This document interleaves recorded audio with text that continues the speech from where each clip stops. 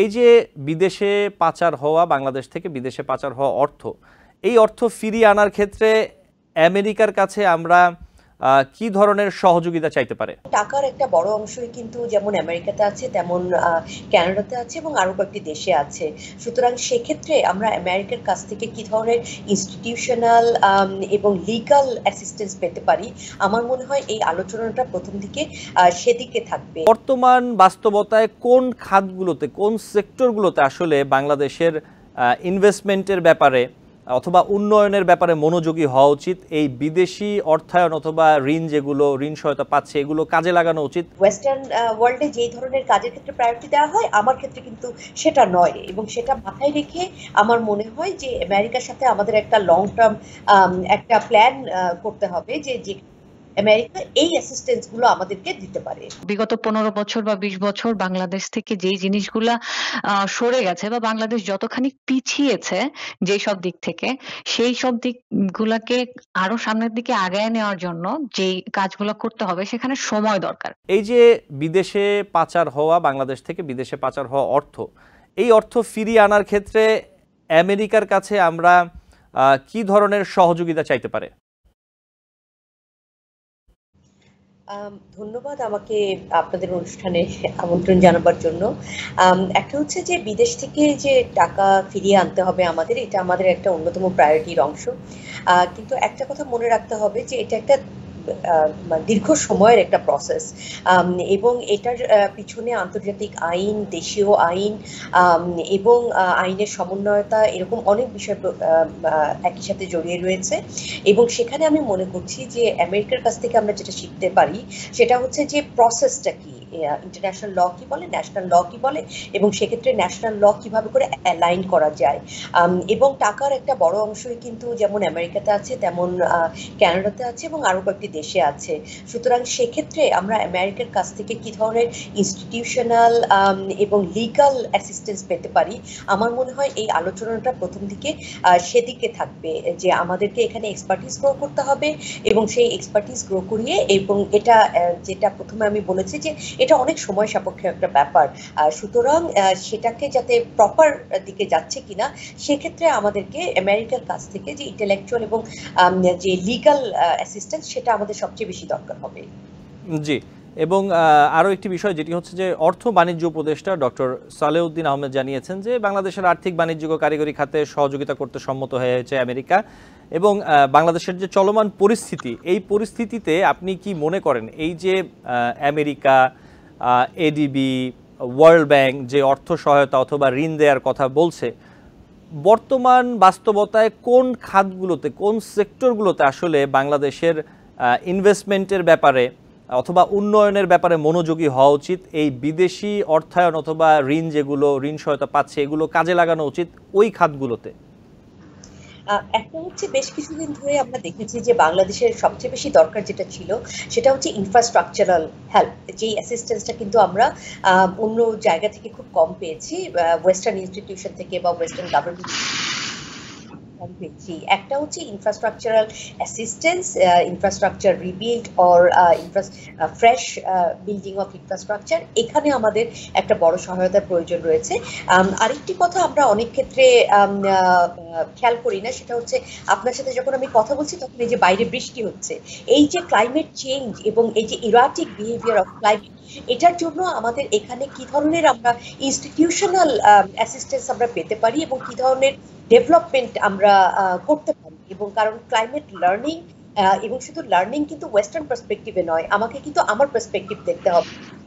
জানেন যে western shelter যে সিস্টেমটা, সেটা কপি পেস্ট করে 1991 সালে এবং তার পরবর্তী সাইক্লোনে কিন্তু আমাদের মৃতের সংখ্যা মেয়েদের মধ্যে বেশি ছিল, কারণ আমরা ওয়েস্টার্ন সিস্টেমটা কপি পেস্ট করেছিলাম। কিন্তু সেটাকে কি করে আমি আমার প্রাসঙ্গিক করতে পারি আমার কনটেক্সটে, সেই জিনিসটা আমাদেরকে শিখতে হবে। অর্থাৎ western technology and how to make it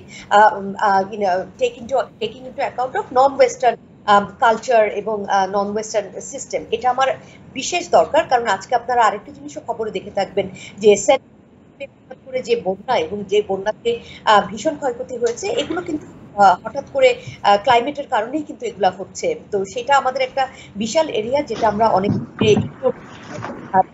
একই সাথে মনে করি যে এখানে যে যে আমাদের ইউথ স্টুডেন্ট আছে, কিন্তু তাদের মধ্যে এক্সপার্টিস গ্রো করা, যাতে তারা বাংলাদেশেই তাদের এক্সপার্টিসটা দিতে। আমার প্রায়োরিটি কোন কোন এরিয়াতে হবে, অর্থাৎ ওয়েস্টার্ন ওয়ার্ল্ডে যেই ধরনের কাজের ক্ষেত্রে প্রায়োরিটি দেওয়া হয়, আমার ক্ষেত্রে কিন্তু সেটা নয়। এবং সেটা মাথায় রেখে আমার মনে হয় যে আমেরিকার সাথে আমাদের একটা লং টার্ম একটা প্ল্যান করতে হবে, যে আমেরিকা এই অ্যাসিস্ট্যান্সগুলো আমাদেরকে দিতে পারে। জি, এবং পররাষ্ট্র সচিব জসিমউদ্দিন আরেকটি কথা বলেছেন আজকে সংবাদ সম্মেলনে বৈঠকের পর, তা হলো যে আমেরিকার যে প্রতিনিধি দলের সঙ্গে বৈঠক, সেখানে বাংলাদেশের নির্বাচন নিয়ে কোনো আলোচনা হয়নি। এবং আরেকটি বিষয় হচ্ছে যে ডোনাল্ড লু দিল্লি থেকে কোনো বার্তা নিয়ে এসেছেন কিনা, বা বৈঠকে ঢাকা দিল্লি সম্পর্ক নিয়ে কোনো আলোচনা হয়েছে কিনা, এই ধরনের একটি প্রশ্ন সাংবাদিকদের পক্ষ থেকে পররাষ্ট্র সচিবের কাছে করা হয়। এবং জবাবে তিনি বলেছেন যে বৈঠক হয়েছে, সেখানে এই বিষয়ে কোনো আলোচনা হয়নি, অর্থাৎ আমেরিকার যে প্রতিনিধি দল তাদের সাথে বৈঠকে এ বিষয়ে কোনো আলোচনা হয়নি। এবং জসিমউদ্দিন বলেছেন যে বাংলাদেশ ভারতের দূতাবাস আছে এবং ভারত বাংলাদেশ তারা নিজেরাই দ্বিপাক্ষিক স্বার্থ সংশ্লিষ্ট বিষয় নিয়ে আলোচনা করবে, এগুলোর জন্য আসলে আলাদা প্ল্যাটফর্ম রয়েছে, আমেরিকার সাথে আলোচনা করার প্রয়োজন নেই। কিন্তু যে বিষয়টি এখানে রয়েছে যে বর্তমানে যে বাংলাদেশ ভারত সম্পর্কের পরিস্থিতি, প্রথমত আমি একটু আপনার কাছে জানতে চাবো যে আপনি কি মনে করেন বাংলাদেশ ভারত সম্পর্ক এখন কি পর্যায়ে রয়েছে? বাংলাদেশ ভারত সম্পর্ক নিয়ে আলোচনা করা সবসময় কিন্তু একটি স্পর্শকাতর বিষয়, আমরা জানি।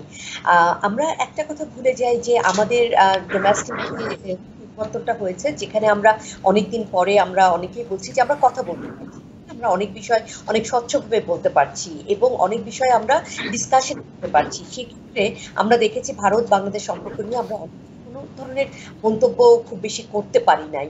তো যেটা আমার কাছে মনে হয় যে আমাদের পররাষ্ট্র সচিব যিনি আছেন, তিনি কিন্তু একদম স্পষ্ট ভাষায় যেটা বলেছেন, সেটাই হচ্ছে আমাদের দেখা প্রয়োজন, যে বাংলাদেশ ভারত সম্পর্কের বাইল্যাটারাল প্ল্যাটফর্ম রয়েছে, তৃতীয় কোনো দেশকে আমরা অন্তর্ভুক্ত করতে চাই না। তবে এটাও ঠিক যে আমরা সারা বিশ্বকে জানাতে চাই যে আমাদের মানে রিজনে কি হচ্ছে, এটাও আমরা তাদেরকে জানাতে চাই। একই সাথে আমি মনে করি যে বাংলাদেশ ভারত সম্পর্ক এখন এমন একটা মোড় নিয়েছে যে যেখানে ভারত প্রথমবারের মতো দেখছে যে তাদের যে একটি দলের উপর নির্ভরতাশীল যেই তাদের পররাষ্ট্র নীতি, সেটা কিন্তু কাজ করছে না বাংলাদেশে। সেটা 53 বছর ধরে তারা একই নীতি চালিয়ে গেছে। তারা বলছে যে নেবার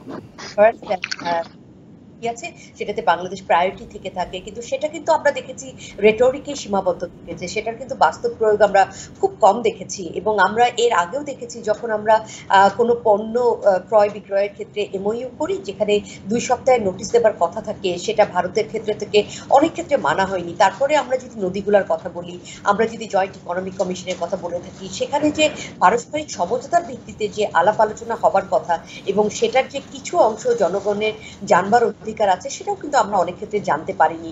আমি মনে করছি যে দেখুন, ভারত আমাদের একটি বড় প্রতিবেশী, জিওগ্রাফিক রিয়ালিটি আমরা এটাকে কিন্তু একদম সরিয়ে দিতে পারি না এবং আমাদেরকে কিন্তু ভারতের সাথে থাকতে হবে। ভারতকে চিন্তা করতে হবে যে তাদেরকেও বাংলাদেশের সাথে থাকতে হবে। সুতরাং এই রিলেশনশিপটা কিন্তু গিভ অ্যান্ড টেক যাতে পরিবর্তন হয়, সেদিকে ভারতকে নজর দিতে হবে। এটা শুধুমাত্র একটি পক্ষ দিয়ে যাবে এবং আরেকটি পক্ষ নিয়ে যাবে, সেই রিলেশনশিপ আর থাকতে পারে না। এবং এটা আমরা অনেকদিন ধরে বলে আসছি এবং এখন একটা সময় এসেছে যখন আমরা সম্পূর্ণভাবে এই রিলেশনশিপটাকে রিওরিয়েন্ট করতে পারি। এবং এটা আমি মনে করছি যে আমাদের মোফা যেমন কাজ করবে, আমাদের ট্র্যাক 2 ডিপ্লোমেসি সেদিকে যাবে, যাতে আমরা দুটি রাষ্ট্র যেন পারস্পরিক সমঝোতার ভিত্তিতে আমাদের বাইলেটারাল সম্পর্ক সামনে নিয়ে যেতে পারি।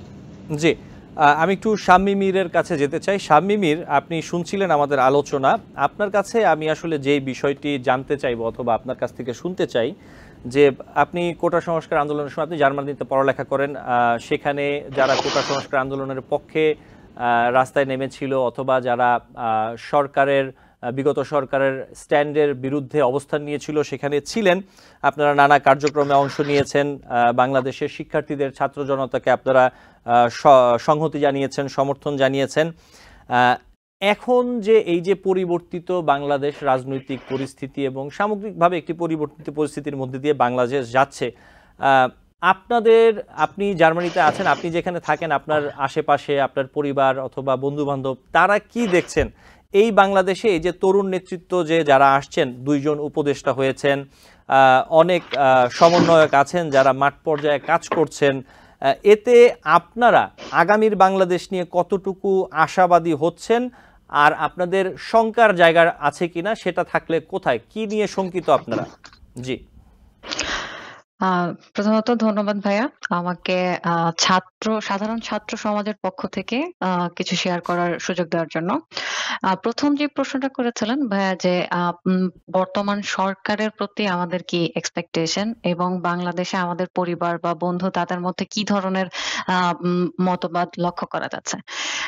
প্রথমত আমি বলতে চাই যে সমন্বয়কদের পক্ষ থেকে বা বাংলাদেশে এখন যেই তত্ত্বাবধায়ক সরকার বা ইন্টারিয়াম সরকার আছেন তাদের প্রতি আমাদের আস্থা আছে। আমরা আশাবাদী যে বাংলাদেশ একটা ভালো জায়গায় যাবে এবং হ্যাঁ এই কথাটা সত্য, বিগত 15 বছর বা 20 বছর বাংলাদেশ থেকে যেই জিনিসগুলা সরে গেছে বা বাংলাদেশ যতখানি পিছিয়েছে যেই সব দিক থেকে, সেই সব দিকগুলাকে আরো সামনের দিকে আগায় নেওয়ার জন্য যেই কাজগুলো করতে হবে সেখানে সময় দরকার।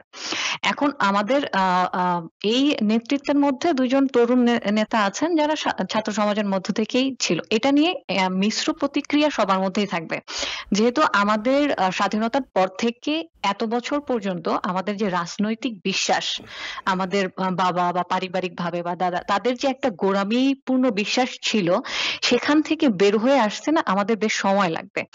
তারপরও ছাত্র সমাজ বা এখন যে তরুণ সমাজ তারা যেভাবে শিখছে, যেভাবে ইতিহাস সম্পর্কে জানার চেষ্টা করছে, তাতে আমার মনে হয় যে তারা স্বচ্ছ একটা বিশ্বাসের দিকে আগাবে।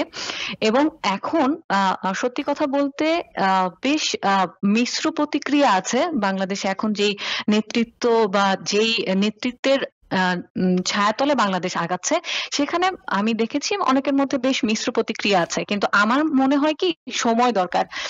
যেহেতু একটা নেতৃত্বের আন্ডারে বাংলাদেশ চলে আসছে, তাদেরকে প্ল্যান করার সময় দেওয়া উচিত।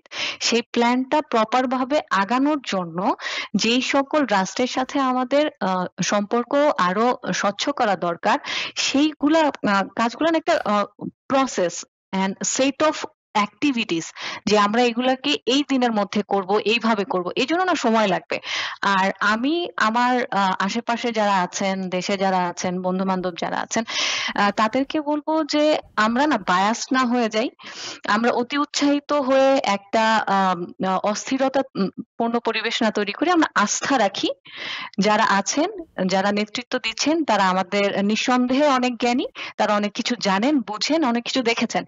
তো একটু সময় দেই, আমরা তাদের সাথেই থাকি, সত্যের সাথে থাকি, স্বচ্ছতার সাথে থাকি। কোনো ধরনের বায়াসনেস বা কোনো ধরনের গুজব বা আমাদেরকে ব্যবহার করে কোনো কিছুকে প্রতিষ্ঠা করার চেষ্টা করুক, এই ধরনের জিনিসে আমরা না যেতে চাই।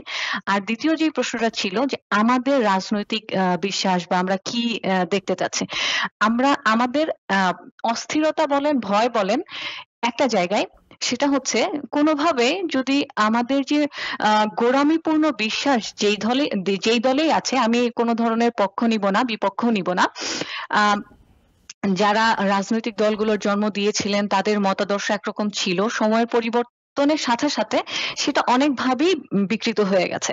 সো আমি সেই মতাদর্শে আঘাত দিতে চাই না, কিন্তু আমি এটাও চাই না যে এই মতাদর্শর নাম নিয়ে বাংলাদেশে আরো কোনো ধরনের অরাজনৈতিক দল চলে আসুক এবং যাদের কর্মকাণ্ডের শিকার হবে আমাদের ভবিষ্যৎ প্রজন্ম।